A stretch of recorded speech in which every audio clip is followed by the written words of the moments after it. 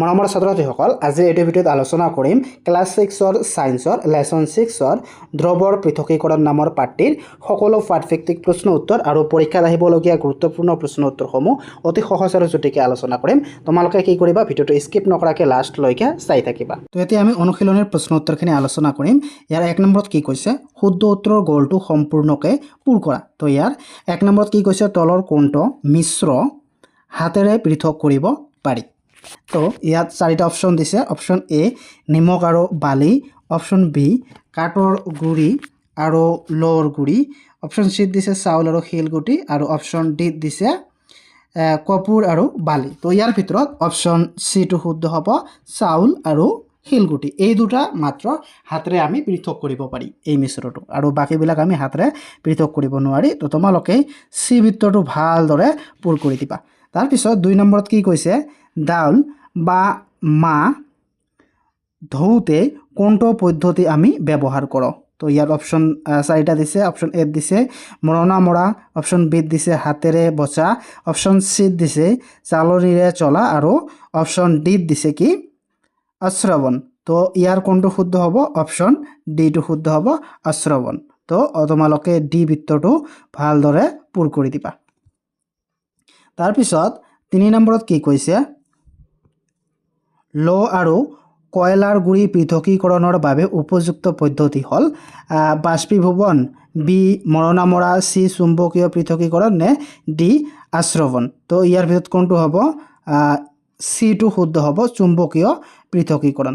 কাৰণ ল' আৰু কয়লাৰ টুকুৰা চুম্বকীকৰণৰ দ্বাৰা আমি পৃথক কৰিব পাৰোঁ। তো তোমালোকে কি কৰিবা, চি বৃত্তটো ভালদৰে পূৰ কৰি দিবা। তাৰপিছত 4 নম্বৰত কি কৈছে, চাহৰ পৰা চাহপাত তলত কোনটো পদ্ধতিৰে পৃথক কৰা হয়। ইয়াত 4টা অপশন আছে। এ দিছে মৰণা মৰা, বি হাতেৰে বচা, চি চালনীৰে চলা আৰু ডি পৰিশ্ৰৱণ। তো ইয়াত কোনটো শুদ্ধ হ'ব, ইয়াত শুদ্ধ হ'ব 4 নম্বৰটো, ডি নম্বৰটো পৰিশ্ৰৱণ। তো তোমালোকে ডি বৃত্তটো ভালদৰে পূৰ কৰি দিবা। তাৰপিছত 2 নম্বৰত কি কৈছে, তলত দিয়াবোৰ মিলোৱা। ইয়াত কি দিছে, পানীত থকা বোকা। তো এইটো কাৰ লগত মিলিব, এইটো পানীত থকা বোকা, এইটো মিলিব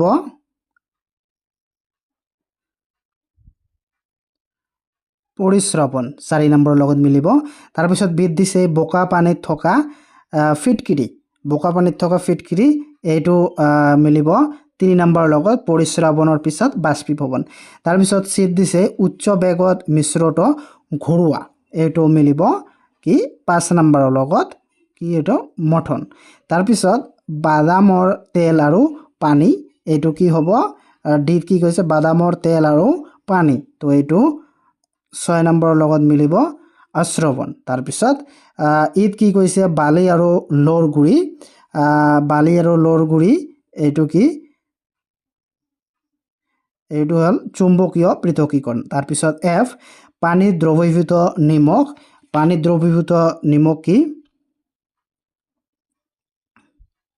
এইটো হ'ল বাষ্পীভৱন। তাৰপিছত চাউলত থকা টু, এইটো হৈছে কি জবা বা বা দিয়া, জবা বা বা দিয়া, এইটো 2 নম্বৰৰ লগত মিলিব। তো তোমালোকে এনেদৰে মিলাই ল'বা। তো এতিয়া আমি কি খালী ঠাইসমূহ আলোচনা কৰিম। 3 নম্বৰত কি দিছে, খালী ঠাই পূৰ কৰা।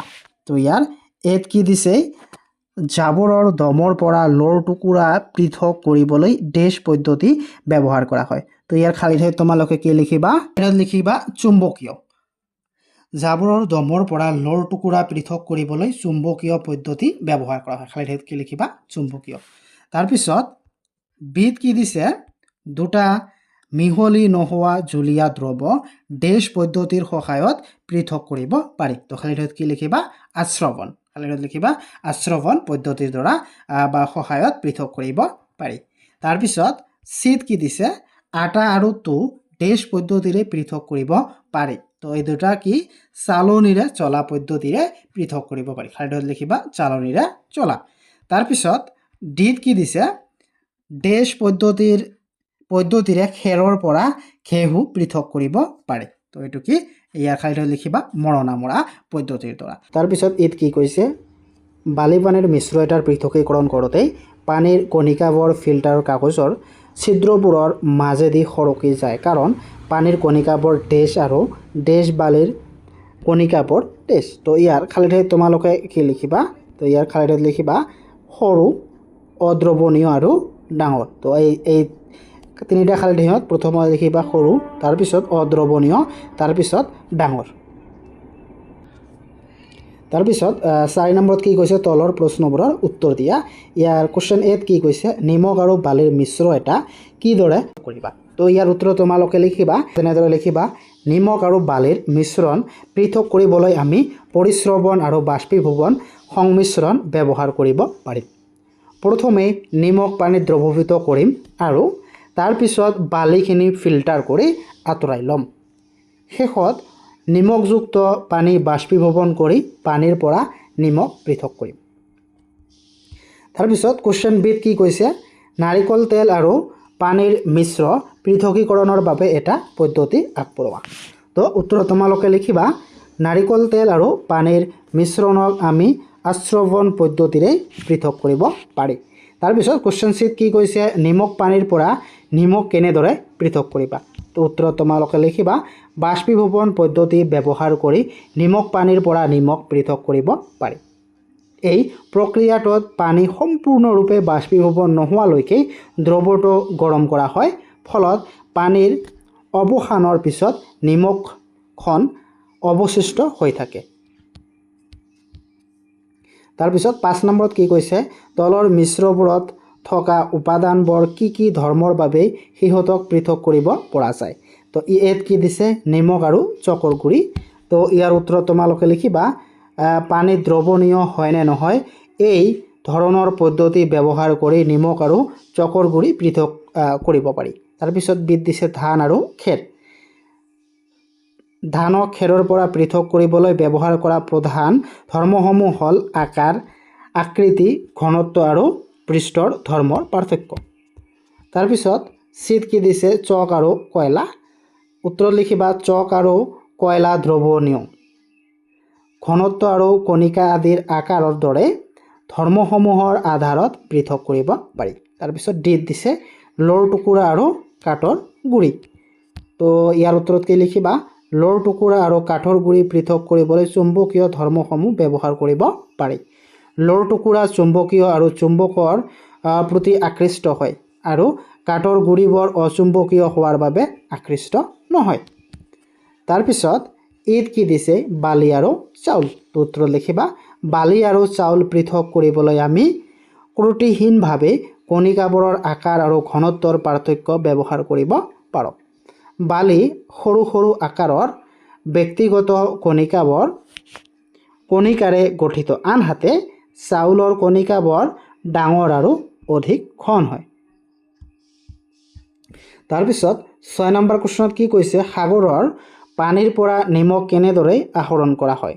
তো উত্তৰত তোমালোকে লিখিবা সাগৰৰ পানী পুখুৰীত জমা কৰি সূৰ্যৰ তাপত শুকুৱাই দিয়া হয়।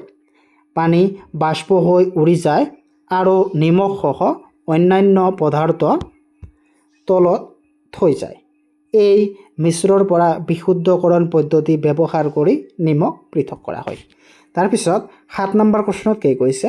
মিশ্ৰ এটাৰ পৰা উপাদানবোৰ পৃথক কৰিবৰ বাবে উপযুক্ত পদ্ধতি কিদৰে নিৰ্ধাৰণ কৰা হয়? তো উত্তৰত তোমালোকে লিখিবা মিশ্ৰণৰ পৰা উপাদানসমূহ পৃথক কৰিবৰ বাবে উপযুক্ত পদ্ধতিৰ নিৰ্বাচনৰ মুখ্য মাপকাঠি হৈছে সেই উপাদানসমূহৰ ভৌতিক বা ৰাসায়নিক গুণৰ পাৰ্থক্য। এই গুণসমূহৰ ভিতৰত কণিকাৰ আকাৰ, ঘনত্ব, দ্ৰৱণীয়তা, উতলাংক আৰু চুম্বকীয় ধৰ্ম আদি অন্তৰ্ভুক্ত। তাৰপিছত 8 নম্বৰ কুৱেশ্যনত কি কৈছে?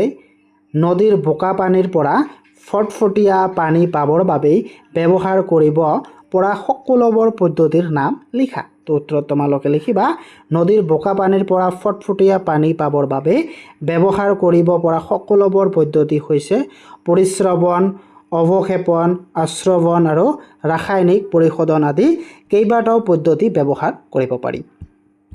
তাৰপিছত 9 নম্বৰ কুৱেশ্যনত কি কৈছে? উপযুক্ত চিত্ৰসহ পৰিশ্ৰৱণ পদ্ধতি ব্যাখ্যা কৰা। উত্তৰত লিখিবা পৰিশ্ৰৱণ হৈছে তৰল পদাৰ্থৰ পৰা কঠিন কণা পৃথক কৰাৰ এটা পদ্ধতি দৈনন্দিন জীৱনত ইয়াৰ ব্যৱহাৰ এনেদৰে দেখা যায় চাহৰ পৰা চাহপাত পৃথক কৰিবলৈ তাৰপিছত 10 নম্বৰ কোৱেশ্চনত কি কৈছে পাতৰ ক্ৰিয়াকলাপত 6.2 অনুসৰি সম্ভৱপৰ সকলো মিশ্ৰণৰ বাবে প্ৰযোজ্য পৃথকীকৰণ পদ্ধতিসমূহ উল্লেখ কৰা তো ইয়াৰ উত্তৰত লিখিবা নিমখ পানী দুটা দ্ৰব্য লোৱা সিহঁতৰ ভৌতিক অৱস্থা হ'ল গোটা জলীয় আৰু দ্ৰৱণীয় নে অদ্ৰৱণীয় এইটো হৈছে দ্ৰৱণীয় তাৰপিছত পৃথকীকৰণ পদ্ধতি হৈছে বাষ্পীভৱন ঠিক এনেদৰে তোমালোকে এইখিনি তোমালোকে চাই ল'বা এইটো তোমালোকৰ কাৰণে হোমৱৰ্ক থাকিল তো তোমালোকে এইটো লিখিবা বালি আৰু পানী এইটো হৈছে গোটা জলীয় অদ্ৰৱণীয় দ্ৰৱণীয় দুটাই আৰু পৰিস্ৰাৱন আশ্ৰৱণ দুটা পদ্ধতি তাৰপিছত পানী মিঠাতেল এইটো জলীয় এইটো হৈছে দ্ৰৱণীয় অদ্ৰৱণীয় আৰু আশ্ৰৱণ তো